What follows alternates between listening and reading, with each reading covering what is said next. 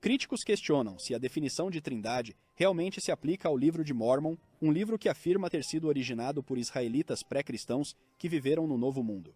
Em várias ocasiões, os profetas do Livro de Mórmon descrevem os três membros da divindade: Deus, o Pai, seu Filho, Jesus Cristo e o Espírito Santo, como sendo um ou mesmo como um só Deus. O conceito cristão da trindade, entretanto, só foi desenvolvido no século IV d.C., muito depois de Lehi ter partido para o Novo Mundo. Dessa maneira, é importante lembrar que culturas vizinhas, tanto no Velho Mundo quanto no Novo Mundo, tinham conceitos triádicos de divindade compatíveis com a visão nefita da trindade.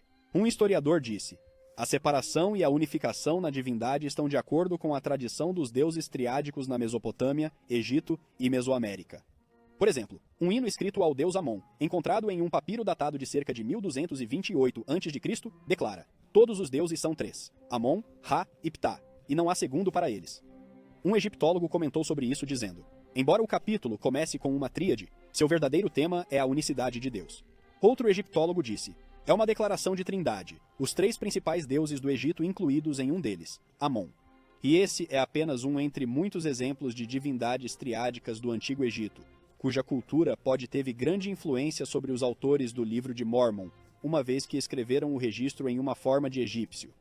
Da mesma forma, no Novo Mundo, as tríades de divindades são atestadas por várias inscrições antigas. Conforme explicado por um pesquisador, os principais estados maias, como Tikal, Caracal, Naranjo e Palenque, tinham sua própria tríade de divindades, que eram os mais proeminentes de seus deuses locais. O exemplo mais antigo atestado explicitamente em inscrições maias é a tríade em Tikal, em uma estela datada de meados do século III d.C., o que teria sido contemporâneo da declaração de Mórmon de que o Pai, o Filho e o Espírito Santo são um Deus.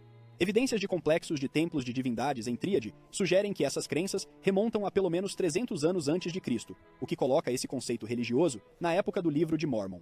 Da mesma forma, os missionários católicos da era colonial observaram a existência de tríades de divindades e as usaram para pregar sobre a Trindade, comparando as crenças já estabelecidas do povo nativo com a divindade cristã. Os detratores do Livro de Mórmon presumem que a unidade da Trindade no texto é um reflexo do trinitarismo cristão do século XVIII. No entanto, um problema com essa ideia é que nenhuma das marcas registradas do trinitarismo grego pós-niceno está presente no Livro de Mórmon. Como dois estudiosos observaram, não há realmente nada que sugira que o Livro de Mórmon represente a Trindade ortodoxa clássica de Niceia. O texto nunca sugere que Jesus e Deus Pai são uma substância, que foi precisamente o eixo metafísico da determinação teológica do Concílio de Niceia. Também não há razão para supor que o texto promova o modalismo trinitário. O que essa pesquisa ilustra é que os nefitas não teriam sido um anacronismo, ou uma anomalia no Velho, ou no Novo Mundo, acreditando em três indivíduos divinos supremos, unificados como um só. Em vez disso, as tríades de divindades no Velho e no Novo Mundos fornecem um contexto antigo plausível para o trinitarismo social do Livro de Mórmon, e pode aumentar nossa apreciação e compreensão da teologia do livro. A apresentação da Trindade no Livro de Mórmon reflete especialmente bem uma antiga perspectiva mesoamericana sobre a natureza de Deus, mas também encontra importantes paralelos com as fontes do Velho Mundo. Com certeza, uma verdadeira compreensão da natureza de Deus é fundamental para uma compreensão adequada do Evangelho.